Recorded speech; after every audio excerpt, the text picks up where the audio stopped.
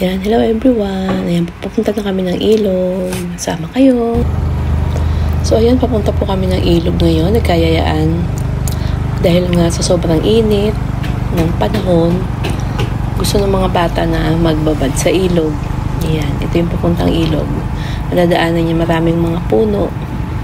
So, ngayong araw po na to ay sama po kayo. Punta po tayo ng ilog. At sana po hanggang sa makarating tayo sa ilog ay nandyan pa rin po kayo. So, just keep on watching.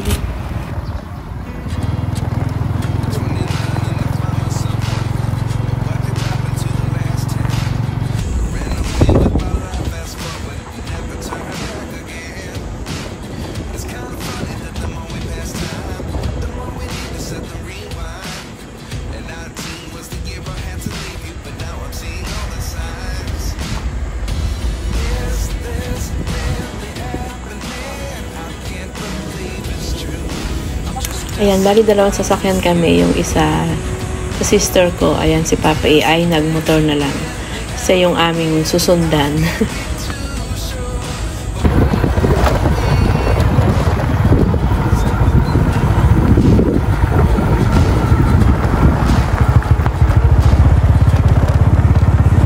Ayan, napapuntang ilog talagang nature na nature dahil nga napakagaganda ng mga punong madadaanan dito. Ito yung gustong-gusto ko yung mga puno na napakaraming mga sanga na kay tataas.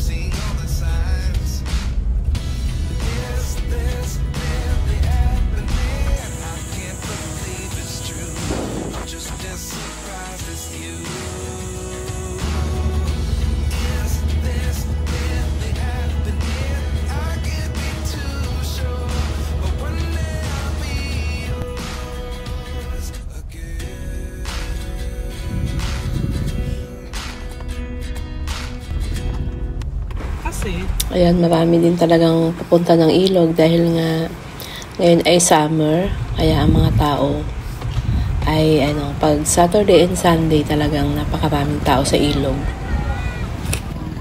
Ayan, madadaanan yung ito Ayla Bacas. Yan, itong ilog ng North Sagaray, talaga to, sikat na sikat talaga to at dinarayo ng marami. Yung iba taga Manila, taga kung saan-saan pumupunta dito sa ilog na to. At ito nga ay malapit lang sa lugar namin, sa amin, pero kami ay hindi kami naliligo. Mga ilang years na yung nakalipas bago ulit kami nabalik dito. Siguro mga 20 years, mga ganun. 20 years ago bago kami mabalik dito sa ilog. Kasi panay, lang kami panay. Yung mga private pool, ganun, doon kami. Mas gusto ng mga anak ko na doon. Ayaw nila dito sa ilog. So kaming, dahil nga nung kabataan namin ay pumupunta nga kami talaga dito. Pumupuntahan na namin tong ilog na talagang sa ngayon ay sikat na sikat talaga at dinarayo. Ayan, dito kami sa may, Kanyakan.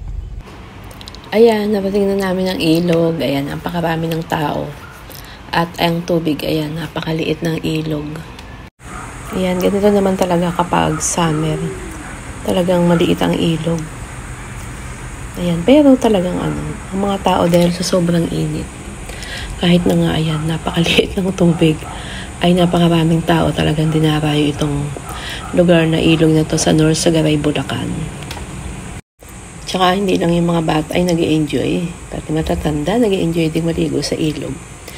At tsaka, yung pagpunta kasi ng ilog, di ba, masarap lang doon yung mag-picnic, yung kakain ka sa ilog, mag-ihaw-ihaw, ayan, yung iba may mga baong pagkain, may mga baon na yung iba naman doon nagluluto. At tsaka, banding na rin ng family, barkada, magkakaibigan, ayan.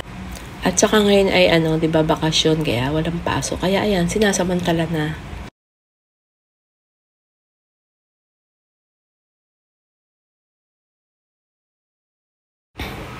Ayan po yung mga cottage dito sa ilog. Ayan, napakahaba yan. Dikit-dikit. Bali ang bayad dyan, isang 500 per table. Ayan.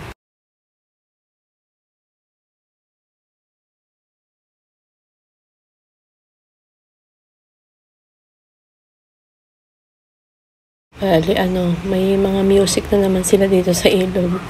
May mga video okay, may mga dalang speaker yung iba.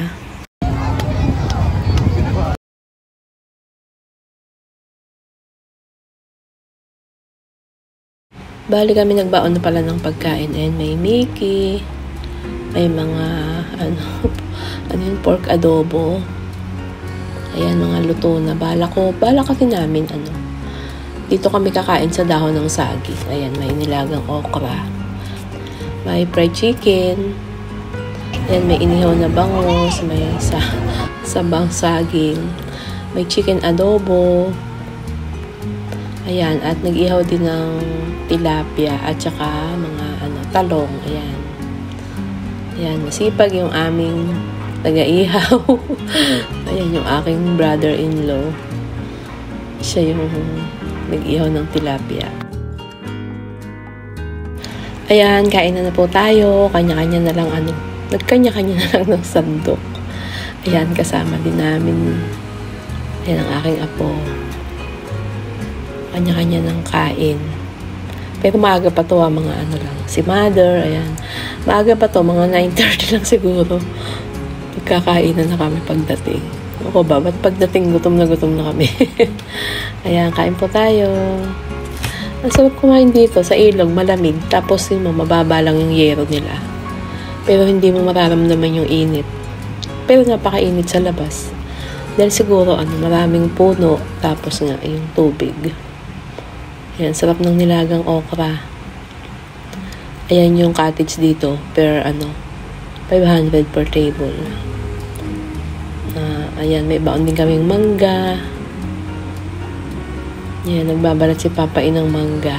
Indian mango. Tapos sausaw sa bagoong. May alamang, mayroong bagoong isda. Ayan, tsaka inihaw na tilapia. O, diba, napakasarap ng kain.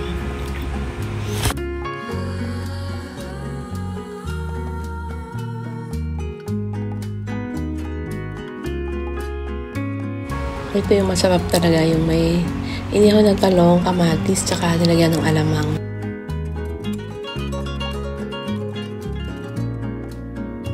Ayan yung aking youngest sister, yung mahaba buhok, tsaka yung aking mga pamangkin, at yung aking apo. Ayan, pagkakain, bumalik po kami sa tubig. Ayan, kanya-kanyang lagay kung anong pwedeng ilagay sa ulo para pantakip sa sinag ng araw dahil napakainit nga talaga. Pero yun nga, kahit mainit, ayan, enjoy na enjoy talaga ang mga tao. Bata, matanda, nag-enjoy.